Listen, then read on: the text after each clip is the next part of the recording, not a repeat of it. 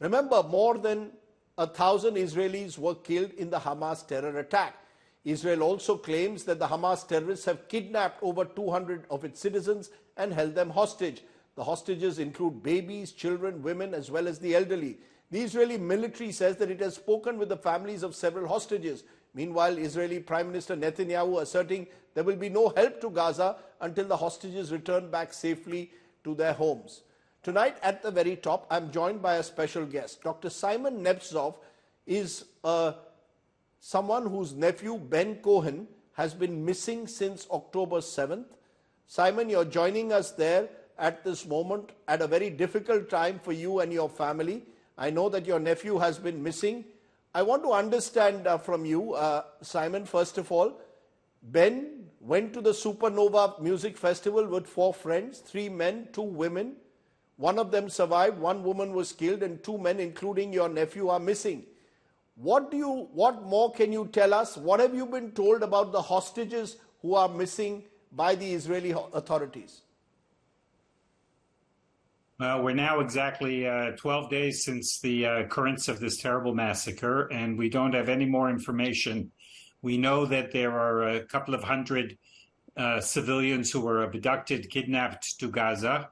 We know that there are still, there were taken about 1,500 bodies from the site for identification.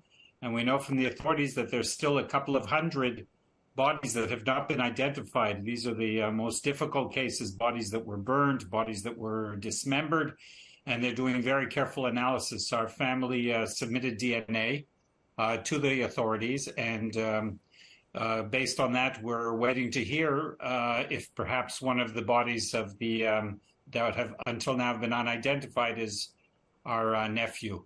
But we haven't heard anything else about whether he's one of the abductees or anything like that. You know, Dr. Simon, I know this is a very tough time for you and the family, and our thoughts are with you. But give us a sense, sir, of the sense of emotions that you all have gone through over the last fortnight. Is it just rage? Is it a sense of helplessness? What's the dominant feeling the family is going through, knowing that you still don't know the whereabouts of Ben and where he could be at the moment? Well, the dominant feeling, since you ask, is probably one of frustration that we can't do anything. We don't have anything in our power. We don't know. We've been going up and down with our emotions. Since Ben last was in contact with the family on last Saturday morning at 8 o'clock, since then we don't know anything. And Ben's brother, older brother, was supposed to get married a few days later. And what we did is we had a small family ceremony. This was a wedding that we had planned for months. And the whole family was expecting to be together for this wonderful wedding. And here, with Ben missing, we held this ceremony. And this was a real mixture of feelings. From one point of view, we were overjoyed with the wedding, which we had. And from another point of view, there was an empty chair there that Ben should have been with us. And now, another week later, we still are left with feelings of not knowing where Ben is, what's happened to him. Is he being held by the horrible people in Hamas in Gaza? Is he resting in peace? And we have so much uncertainty. Do you believe that the Israeli government's response, therefore, should be to go ahead with the ground invasion in Gaza and target the Hamas? Or do you believe that the first challenge is to find a way to ensure, to save the hostages' lives and then ensure a more enduring peace? Well, certainly a more enduring peace is what we all want. On both sides of the border, we want to have peace. But I can't see how this attack and massacre that was done by the Hamas has given a cause of peace for anybody. It's only created more strife for the Palestinians, much death for Israelis, huge amount of destruction in Gaza. So I don't see how Hamas is working towards a peace. A peace is people sitting down and talking, not killing each other like this. Hamas has to go. Hamas is not here for the good of the Palestinian people, and certainly not for the good of the Israelis, who they just want to kill and get rid of Israel altogether. They're not interested in a two-state solution. They're talking about Israel as big.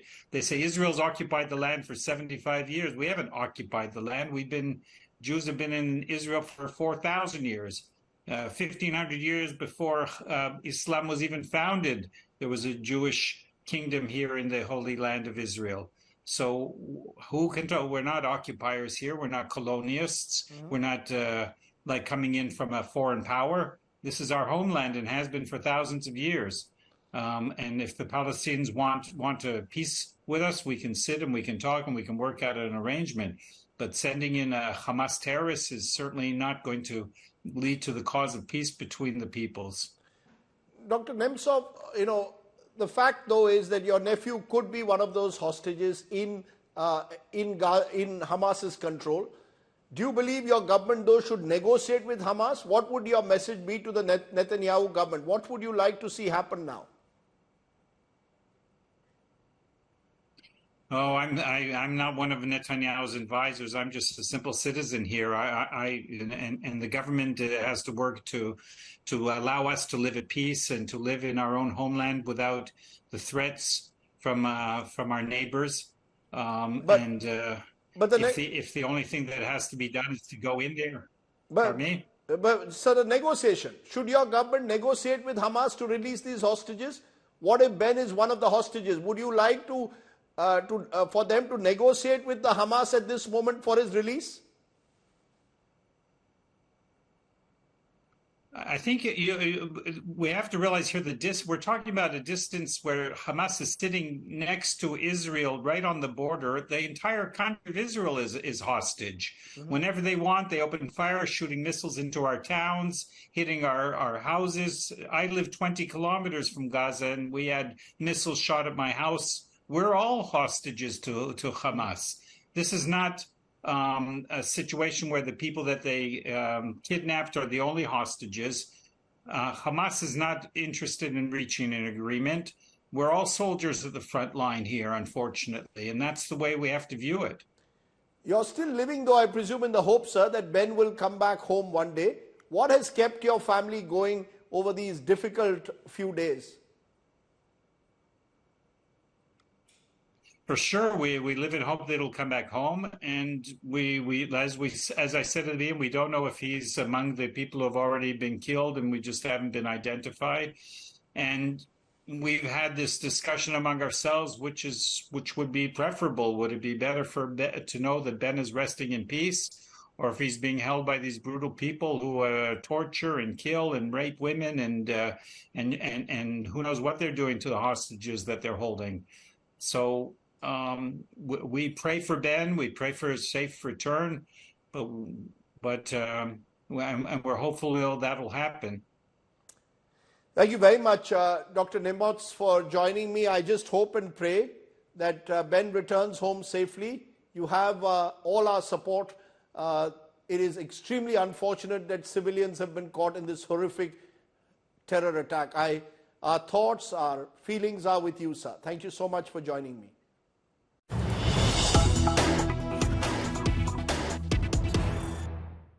And joining me tonight is a very special guest. I'm joined by Gideon Levy, award-winning columnist and journalist with the Haaretz, Israel's newspaper. Appreciate your joining us there, Mr. Levy, from Tel Aviv. I want to first turn to something you've just written, which says the war in Gaza must stop immediately.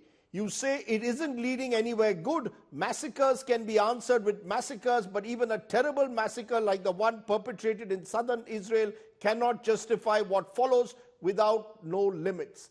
You want to explain to us what you mean when you say the war in Gaza must stop immediately, sir?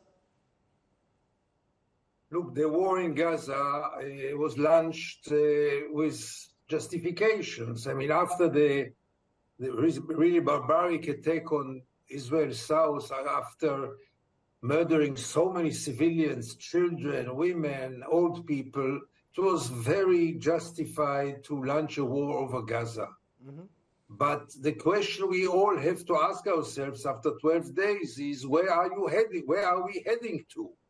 with over 1,000 Palestinian children killed in the last 12 days, with half of Gaza really totally destroyed, what is the purpose? I mean, how will we end it, and what will be in the day after? And that's the main question. Yes, I understand the sentiment to punish Gaza, to punish Hamas, to try to get rid of Hamas. And then what? And then what? So I think that Gaza was punished enough. But there will be those who will say, Mr. Levy, that that's not a popular view in Israel at the moment. Israel wants revenge. There is still anger there for the barbaric attack of October 7th. And that revenge can only be done when Hamas, according to your government, is finished, annihilated, to use the words of your Prime Minister. Yeah, and I totally identify myself with those sentiments. But you know, emotions cannot be a guide, for sure not the only guide in such times. In such times, we have also to think to a little longer and wider and deeper scale, and not only think about satisfying all kind of justified emotions. And the question is, what does Israel gain out of killing more and more civilians, more and more children, more and more women? What will come out of it? Just more hatred, more frustration, and above all, more suffer. You know, it's interesting you're saying this a day after President Biden was in Israel, where he told the Prime Minister, don't repeat some of the mistakes we made after 9/11. Effectively, what you're saying is, yes, the anger is justified, but the outlet for anger cannot be wiping out Palestinians. Am I correct? Word by word. I think that the president gave here a very courageous declaration, namely that going and invading Iraq after 9/11 was a historical mistake. The United States didn't gain anything out of it, and the only victims, the only one who paid for it, are obviously the civilian population in Iraq. And there are so many other examples in which an operation was justified by sentiments, but didn't lead to anything better than before. So you're saying don't be driven by sentiment. How much of this is based on what's happened in the last 48 hours? There was this terrible blast which took place at a hospital site in Gaza. Hundreds of people have died, and there are conflicting versions. Israel has its own version of what happened, blames the Islamic Jihad's misfired rocket, and the Islamic Jihad and the Hamas blame the Israeli government. How much of what you're saying today, this rage, this sentiment which you're saying must be controlled, is also influenced by what you saw happen 2 days ago? Yeah, exactly, because what happened there, I can even say that I don't care who did it. I know that 407 people paid in the price in their lives. I saw the scenes, I saw the pictures, children dying on the ground of a hospital, tens of children killed by no matter who.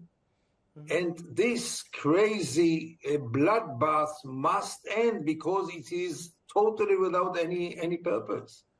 But then what happens to Hamas? Because in a sense, Israel wants Hamas to pay a price for the barbaric attack of October 7th. How, if the siege is called off, if there is no ground invasion, as you're suggesting there shouldn't be, and the war is called off, what happens to Hamas? Hamas then will claim victory.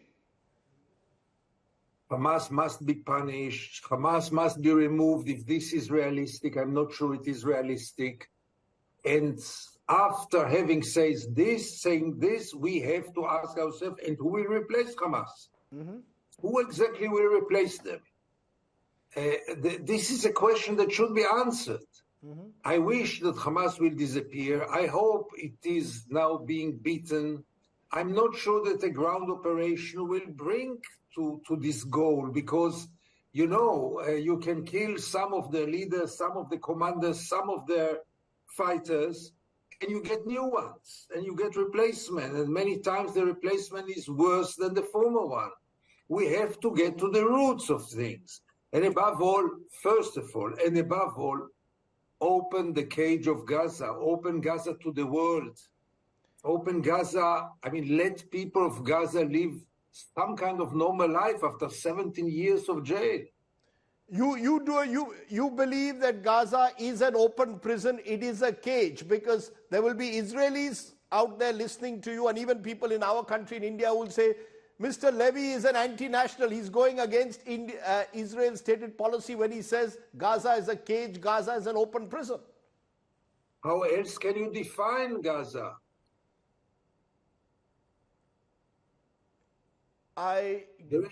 There is no other way to define Gaza but as a cage. It's closed from all directions, mainly by Israel, partly by Egypt, and partly by the sea. Nobody can come in, nobody can get out without permission of Israel. Israel hardly gives any permission to anyone. Goods are coming in and above all coming out really in a very, very low scale. Generation after generation, young people are born in this reality. The whole Gaza Strip is so small and they have no perspective for anything in their lives. For how long can you think human beings can live like this? I take your point, but the fear is after October 7th, there will be even less space for Israelis to even think in the direction that you're talking about, opening up Gaza, remove this cage that you put the Palestinians in, if you want to return to peace. Israelis will think Mr. Levy is letting off people who they blame for what happened on October 7th. First of all, we cannot blame 2 million people for what happened in October 7th because 2 million people are not involved in what happened in October 7th. In October 7th, Hamas is to be blamed and Hamas only. Mm-hmm. And above all, look, let's say we keep the siege, we keep the Gaza as a cage. We tried it so many times. We'll go for a ground operation. We tried it so many times. It never brought any achievements. It never brought any progress or any change. Why wouldn't we once try an alternative way? We know that the way of fighting, killing, bombing doesn't lead to anywhere. Let's try once an alternative way, because otherwise I can assure you in 1 or 2 or 3 years' time from now, we will be back in square one. Let's look at that alternative, Mr. Levy, because you wrote in a recent piece also, after decades of Palestinian subjugation under Israeli rule, you can kill the current top people of Hamas, but you will not kill the ideology of Hamas. What is the alternative? What is this alternative route, given the fact that you're saying that destroying the ideology of Hamas will not be easy?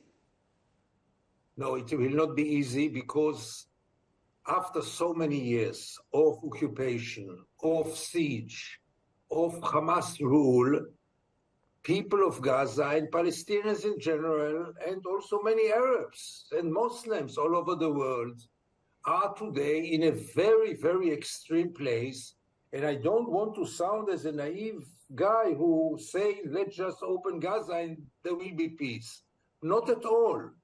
It will take years, decades, maybe generations until perceptions will change. Mm-hmm. But we have to start from somewhere, because violence for sure will not do it. Violence will make all Gaza Hamas, all the Palestinian Hamas, and maybe all the Arabs and the Muslims in the world Hamas, once we will not try an alternative way. But tell me the alternative way, because over the years, the obvious alternative way was seen as a two-state solution of an Israeli state and a Palestinian state living peaceably next to each other. That hasn't worked out. So what is this alternative way that you would say could lead to some kind of enduring peace? First of all, let's ask, why didn't it work out? It worked out because Israel was not a partner, because Israel had built so many settlements in the occupied territories and sent so many Jewish settlers to the settlements that the two-state solution was irrelevant anymore. There is no place, no room for a two-state solution. Mm-hmm. So you can't just say, we tried the two-state solution, it didn't work. It didn't work out because Israel, the occupier, didn't give it a chance. So what would you say? You say that the existing settlements, for example, in the West Bank have to be moved out of the West Bank, because there will be those who will say the Palestinian Authority as well as Hamas have also a role, are also culpable for the failure of this two-state solution. You can't share the responsibility between the occupier and the occupied one. There is a very clear responsibility on the shoulders of the occupier. They are not symmetric. But I don't think that the settlements can be removed anymore. I mean, there are over 700,000 Jewish settlers, including in East Jerusalem. Who is going to remove them? Who? No chance. We have to start to work out a new discourse, namely to have a democracy between the Jordan River and the Mediterranean, one person, one vote, equality between Palestinians and Jews who live together in one democratic country. Right now, it sounds really fantastic, not realistic, and misleading. But I don't know any other solution. But with Benjamin Netanyahu in power, someone who in a way has made it very clear that he's going to take a tough stand towards the Palestinians, especially post-October 7th, even tougher possibly, such a solution seems unlikely, unthinkable almost, given that Mr. Netanyahu himself is accused today by the Palestinians of having actively encouraged these settlements, and there is so much of mistrust, anger and hate out there. How do you end that hatred? First of all, I have news for you. Not only with Mr. Netanyahu, this solution is right now unthinkable.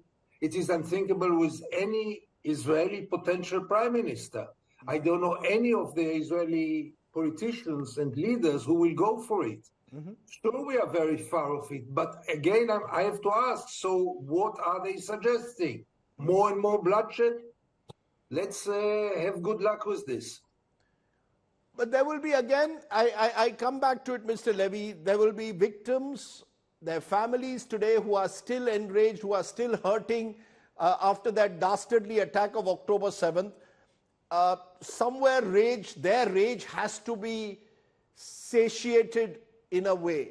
So how do you satiate their rage, their hatred that has been built up now on both sides? There are Gazans who are hating Israelis and vice versa. And it's not just, it didn't happen on October 7th, it's been stretching across several decades. How does that end? How do you solve that?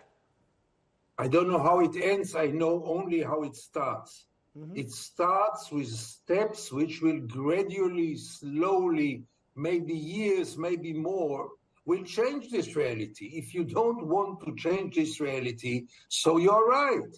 The idea is to change some things. We should first of all go for a very rapid deal and very generous deal to release all the kidnapped Israelis and the Palestinian prisoners in jail. This can be the first step which will unease a little bit the atmosphere. If we will not do it, we will lose also the 200 kidnapped Israelis.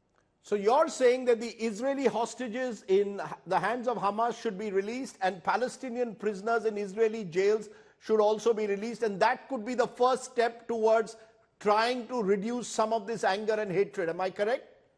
Yes. As a first step, because you've also said in a very strong opinion recently, Israel cannot imprison 2 million Gazans without paying a cruel price. And you say behind all the lies of recent times lies Israeli arrogance. The idea that we can do whatever we like, that we'll never pay the price and be punished for it. Are you saying in a sense what's happened in the last fortnight has ended this notion of Israeli invincibility once and for all, and therefore what has happened is also a wake-up call for Israel? Look, Israel for decades believed that it can go on with its policies, with its really beautiful lives in Israel, with prosperity, with a high-tech nation, with selling enormous quantities of weapons to your country and to some other countries. And the Palestinians will continue to live forever either in the cage of Gaza or under the military dictatorship in the West Bank, and this can last forever and everything is fine. We normalized this reality, but this reality was not normal. And there is a time in which you pay the price. I never knew when will it come, but it was very clear that being responsible to such a reality must have a price, and here we are. Do you believe then, in a way, Netanyahu on one side and the Hamas on the other have fed on each other? They both sort of pushed themselves into a conflict which has tragically ended or tragically found its way in these mindless killings? Do you believe that that's part of the problem, that any form of extremism is creating these divides within society there? I think it's deeper than just to take Netanyahu and Hamas. It's much deeper, and it goes much more backwards. Mm-hmm. We are dealing with a conflict of over 100 years. We are dealing with an occupation which is 55 years. It's not only about one politician and one organization. It's about an ongoing process in which Israel never did the right thing vis-a-vis the neighbors, vis-a-vis the people who are living in the same land and who were living in this land much before the Jews came here. So if we want to be accepted to this neighborhood, we have to change our behavior, like any new person who comes to a new neighborhood. And as long as we continue with this attitude that the Palestinians don't interest us and their fate can be totally ignored, then from time to time there will be those bloody wake-up calls. So do you accept the view that I've heard from Palestinians in the last few days, that we've been treated as second-class citizens for much too long, that there's a sort of xenophobic racism that has targeted us? First of all, it's not a question of view, it's a question of fact.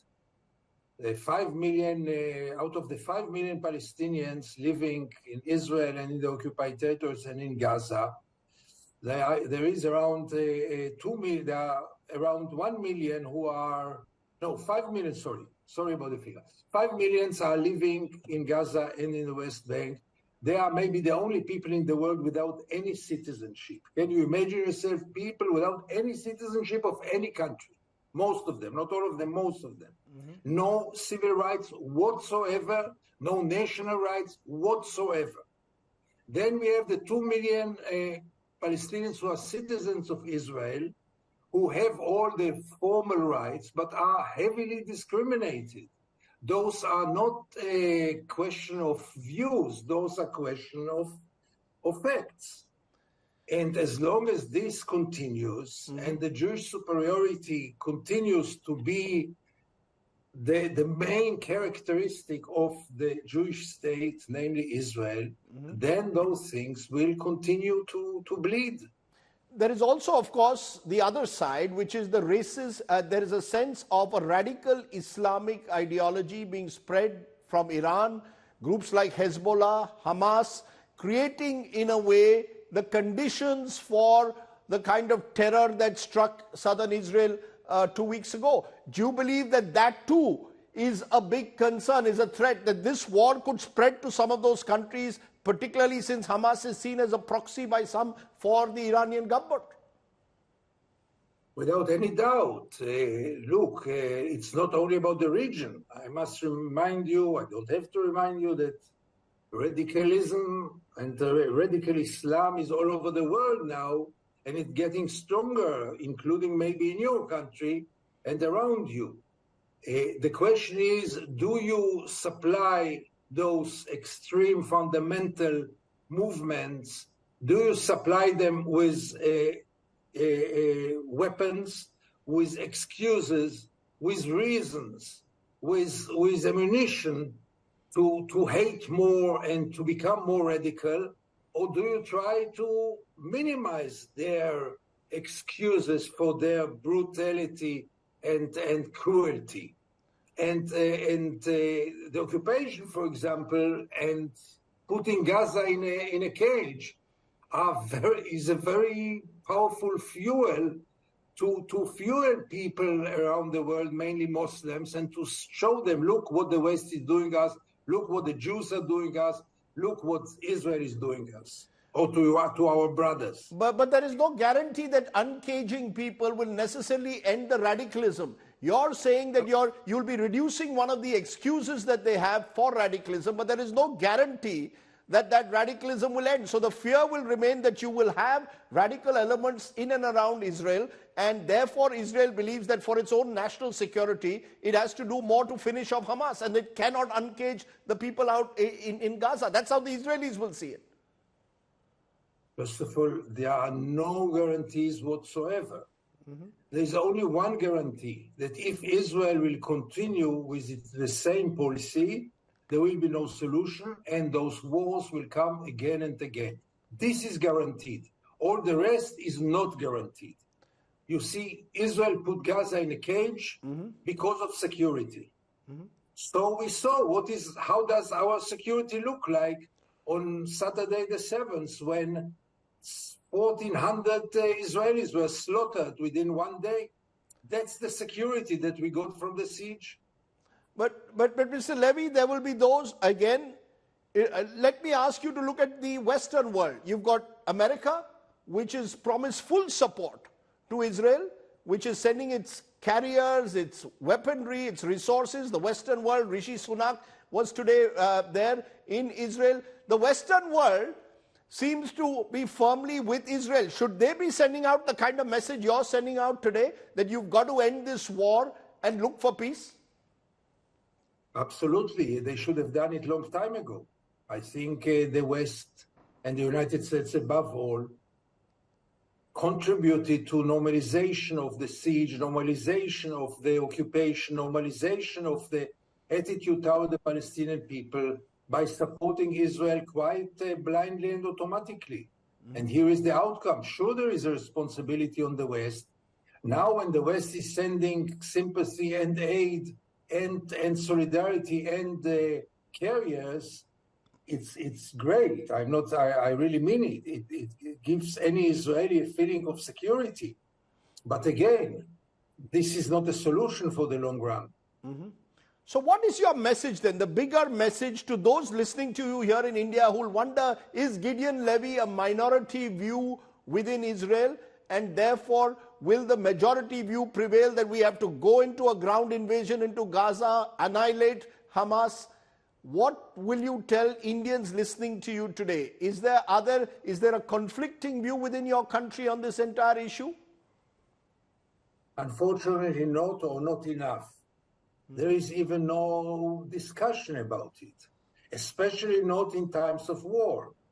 But also in normal times, the debate in Israel is very, very superficial and doesn't touch those issues at all.